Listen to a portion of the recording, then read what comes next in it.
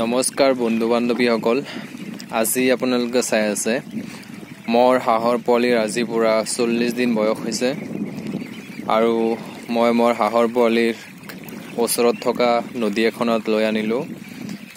ইহঁতক ঘৰত আধাৰ দিয়া হয়, ধুনীয়াকৈ 4 বাৰ ঘৰত আধাৰ দিয়া হয় আৰু এটা সময়ত মই ইহঁতক নদীত আনো, কাৰণ নদীত আহি সিহঁতে অলপ পৰিমাণ কিবা কিবি খাব পাৰে, তো গাও ধোৱা হৈ যায়।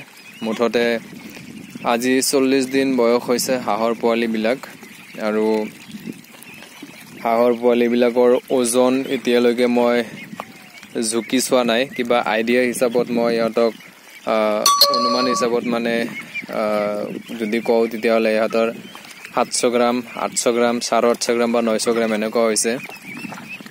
আৰু যেতিয়া মই ইহঁতক মানে ধুনীয়াকৈ মানে ওজনটো জুখিম, তেতিয়াহে ভালকৈ আপোনালোকক মই জনাব পাৰিম যে মোৰ হাঁহৰ পোৱালিবিলাক একচুৱেলি ওজন কিমানখিনি হৈছে। আৰু মই আপোনালোকক এটা কথা কৈ দিওঁ, মোৰ দুটা বেজ আছিল, এটা ফাৰ্ষ্ট বেজ আৰু এটা ছেকেণ্ড বেজ। তো মই যেতিয়া গাও ধুৱাবলৈ ইহঁতক লৈ আনো নদীত, তেতিয়া মই কি কৰোঁ, ফাৰ্ষ্ট বেজ আৰু ছেকেণ্ড বেজ দুটা একেলগে মিহলাই তাৰপিছত মই নদীত আনো গা ধোৱাৰ কাৰণে। তো আপোনালোকে চাই আছে ইয়াত সৰু ডাঙৰ আছে। আপোনালোকে ভাবিব পিছত যে সৰুবিলাক বহুত সৰু হৈ আছে। একচুৱেলি সৰুবিলাক মোৰ ছেকেণ্ড বেজ হয়, দ্বিতীয়বাৰ অনাবিলাক, আৰু ডাঙৰটো আগৰ সেইটো মানে ডাঙৰ হৈছে। গতিকে এইটো হাঁহৰ পোৱালি হ'ল সৰু বেজ আৰু সেইটো হাঁহৰ পোৱালি হ'ল ডাঙৰ বেজ। তো এইবিলাক পাখা দানা একদম ধুনীয়াকৈ ওলাইছে ডাঙৰবিলাকৰ, বাকী নাই। আপোনালোকে চাব পাৰে, জুম কৰাই দেখাই দিওঁ, পাখাবিলাক ধুনীয়াকৈ ওলাইছে। এয়া চাওক, খুব ধুনীয়াকৈ পাখাবিলাক ওলাইছে, চবকেইটা ধুনীয়াকৈ পাখা দানা চবকেইটা ওলাইছে। আৰু সৰু যিটো মোৰ ছেকেণ্ড বেজ এইকেইটা মানে ওলোৱা নাই, আৰু কেইদিনমান এসপ্তাহমান হ'লে মুঠতে সৰু সৰু ওলাইছে, আৰু এসপ্তাহমান গ'লে তেতিয়াহ'লে সম্পূৰ্ণকৈ ইহঁতৰ পাখাবিলাক ওলাই যাব। তো আজি মই আপোনালোকক কৈ দিওঁ মই ঔষধ কি ব্যৱহাৰ কৰিলোঁ। আজি ৰাতিপুৱা মই হাঁহৰ পোৱালিবিলাকক ঔষধ ব্যৱহাৰ কৰিলোঁ, লিভাৰ টনিক আৰু অষ্টবেট, ভিমাৰেল, এই তিনিটা মই ব্যৱহাৰ কৰিলোঁ দানাৰ লগত মিহলাই।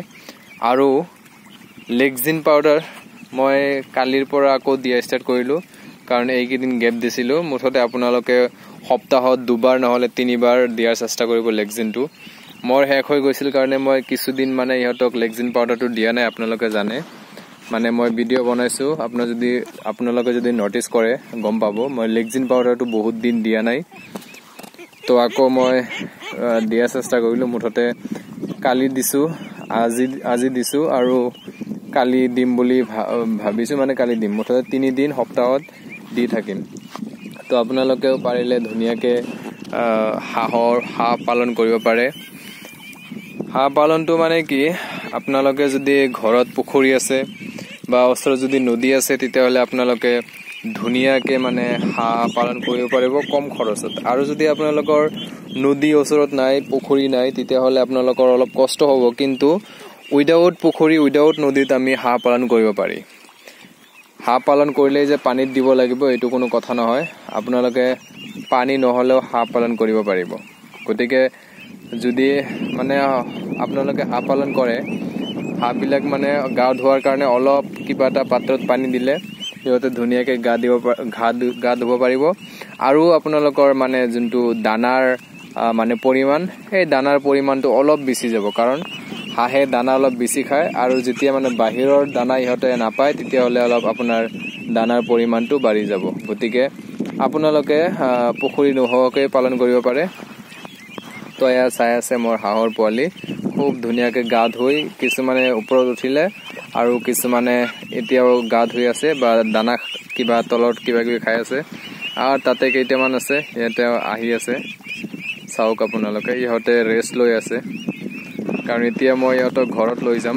আজি বতৰটো মানে ইমান ধুনীয়া দিয়া নাই, মানে ৰাতি বৰষুণ দিছিলে, দিনৰ ভাগত বৰষুণ হোৱাৰ অৱস্থা হৈছে, কিন্তু অলপ ৰ'দ আৰু বতাহ ধুনীয়া বহুত দিছে, তাৰ কাৰণে মই ভাবিলোঁ ইহঁতক লৈ যাওঁ। আৰু কালি ৰাতি মানে নদীত পানীখন যে পৰিলে, এই পানীটো অলপ নতুন পানী হয়, গতিকে ইয়াত বেছি টাইম ৰখাটো মোৰ অলপ দিগদাৰী হ'ব, তাৰ কাৰণে মই ইহঁতক আজি ঘৰত লৈ যাম। তো গতিকে সোনকালে লৈ যাম।